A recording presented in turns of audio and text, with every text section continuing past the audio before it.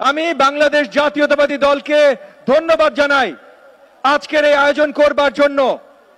ত্যাগ স্বীকার করেছেন যারা এবং যাদের পরিবাররা, তাদেরকে এইভাবে ধন্যবাদ জানাবার জন্য।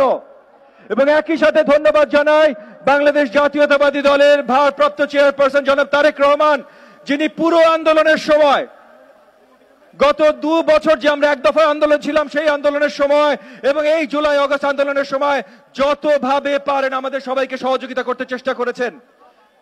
এবং উনার মাধ্যমে এবং জনাব তারেক রহমানের মাধ্যমে বাংলাদেশ জাতীয়তাবাদী দলের সকল নেতা কর্মী সব জায়গা থেকে পুরো দেশব্যাপী যেইভাবে কাজ করেছেন, যেইভাবে আমাদের সবার সাথে মিলে ত্যাগ স্বীকার করেছেন, এগুলো করা ছাড়া বাংলাদেশকে আমরা এই ফ্যাসিবাদ মুক্ত করতে পারতাম না।